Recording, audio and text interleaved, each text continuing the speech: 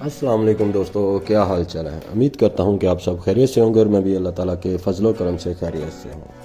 दोस्तों, आज बात करेंगे वर्क परमिट जर्मनी के हवाले से। जैसे कि बहुत सारे दोस्तों का यही कहना होता है कि सर हमें कोई वर्क परमिट दिखाएं या कोई वर्क परमिट हो ऐसा जो कंट्री भी अच्छी हो और सैलरी के लिहाज से भी ठीक हो, जिसमें हम लोगों को यानी कि ज़्यादा से ज़्यादा सैलरी मिल सके और ईज़ी यानी कि हम अप्लाई कर सकें।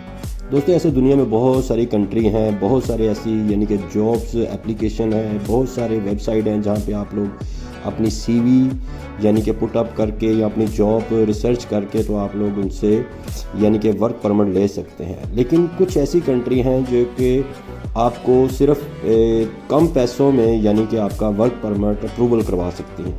इसी तरह की एक जर्मन कंपनी है जो यानी कि आप अगर एप्लीकेशन देते हैं, अपनी सीवी अच्छी सी बनाते हैं, कवर लेटर अच्छा सा है, तो आप इस कंट्री में या इस लिंक के ज़रिए आप लोग अप्लाई कर सकते हैं। ठीक है, नॉर्मल फ़ीस है, इतनी ज़्यादा फ़ीस नहीं है।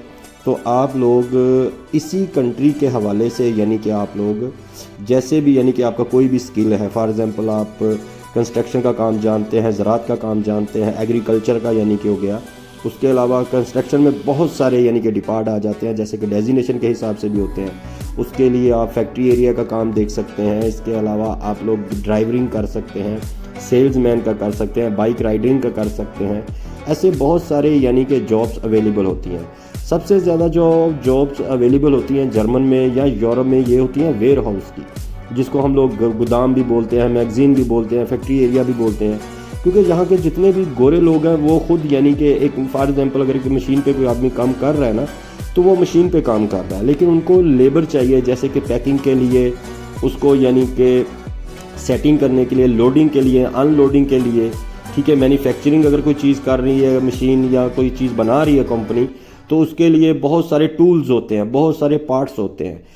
अगर कोई एक कंपनी है उसके अंदर यानी कि समझ ले कि कोई एक कुकिंग फॉर एग्जांपल कोई वॉशिंग मशीन बन रही है, तो वॉशिंग मशीन में भी बहुत सारे पार्ट्स होते हैं, अलग अलग डिपार्ट होते हैं। कोई प्लास्टिक का कर रहा है, कोई स्टील का कर रहा है, कोई वायर का काम कर रहा है। इसी तरीके से यानी कि यहाँ पे वेयर हाउस होते हैं। तो आप उनके यानी कि अगर अपनी सीवी में आप लिखते हैं एज ए वर्कर या कोई हाई यानी कि स्किल के हिसाब से लिखते हैं, फिर भी जॉब लग जाती है। अगर आप चाहते हैं कि जी हमें इतने स्किल नहीं आते, तो हमें कोई अच्छा सा रास्ता मिल जाए यानी कि हमें एक वर्कर की नौकरी मिल जाए, तो फिर भी ये ठीक है।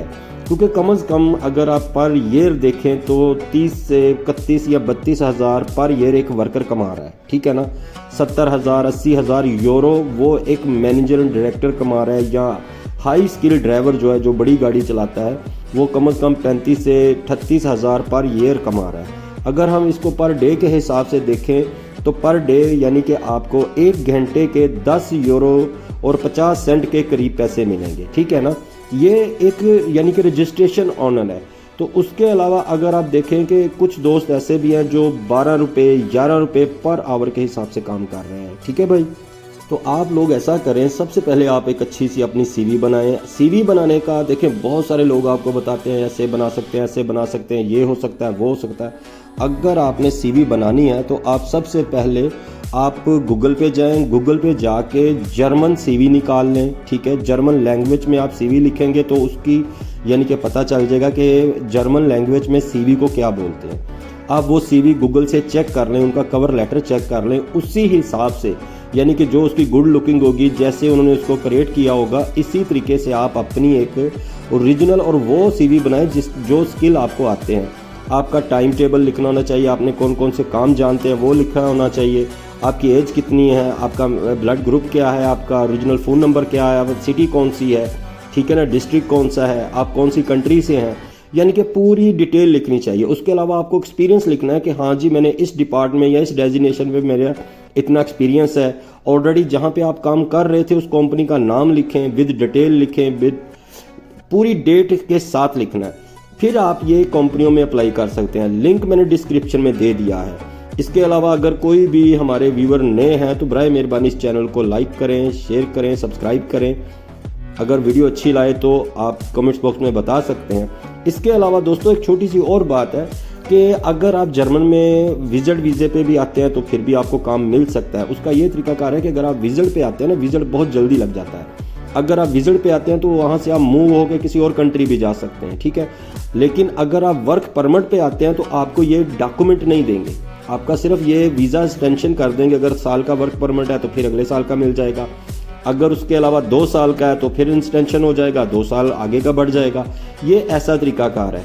लेकिन अगर आप 2 साल का आपको वीज़ा मिलता है, चाहे वो वर्क परमिट ही है, तो वहाँ बैठ के आप लोग पुर्तगाल में अपने डॉक्यूमेंटेशन अप्लाई करवा सकते हैं।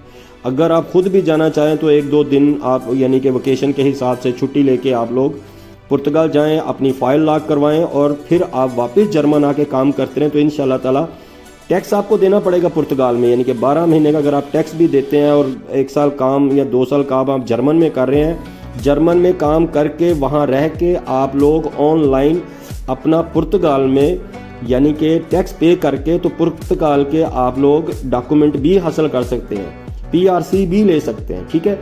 ये असल प्रॉब्लम ये है कि पाकिस्तान में कुछ चीज़ें ऐसी हैं जो क्लियर नहीं करते। आप अगर कोई आदमी यूरोप में आता है ना, फिर उसको पता चल जाता है कि हाँ जैसे आदमी के रास्ते खुल जाते हैं, ठीक है भाई। ऐसी बहुत सारी यानी कि बातें होती हैं जो हम लोग 1-2 वीडियो में नहीं बता सकते। बहुत ज़्यादा यानी गुफ्तगू करनी पड़ती है, बहुत ज़्यादा समझाना पड़ता है कि यहाँ पे ये भी फ़ायदा है, ये भी फ़ायदा है, यहाँ के बेनिफिट बहुत ज़्यादा हैं। अगर हम देखें कि सैलरी के हिसाब से यानी कि अगर 1 महीने के हिसाब से हम देखें सैलरी कितनी है, तो वो तकरीबन 1400-1500 यूरो बन जाती है नॉर्मली, यानी कि सैलरी बता रहा हूँ। तो इसके अलावा अगर आप देखें कि ये इटली में हो गया, फ्रांस में हो गया, जर्मन में हो गया, नॉर्मल सैलरी यही चल रही है। ये 3 कंट्रियों का बता रहा हूँ, ठीक है। लेकिन अगर आप ओवर टाइम करते हैं तो फिर आपकी 1600, 1700, 1800 तक भी जाती है। कुछ ऐसे दोस्त हैं जो 2200, 2-2000 भी पर मंथ कमा रहे हैं, और इसको अगर आप पाकिस्तानी करेंसी में कन्वर्ट करें तो आप भी देख लें कि 300 और कुछ समथिंग मेरे ख्याल में यूरो का रेट चल रहा है, ठीक है ना। तो आप सबसे ज़्यादा कोशिश ये किया कीजिए कि यार आप लोग पहले एप्लीकेशन दिया करें विजिट की, वर्क परमिट की। अगर ये जर्मन का नहीं हुआ तो किसी और कंट्री का, ठीक है। ऐसे बहुत से आप फिनलैंड का कर सकते हैं, ऐसे बहुत सारी कंट्री हैं, ठीक है। आप ये जो दोस्त कहते हैं ना जी हम लोग डंकी लगा के आने, यार 18-18, 20-20 लाख आप डंकी पे लगा के आते हो और 6-7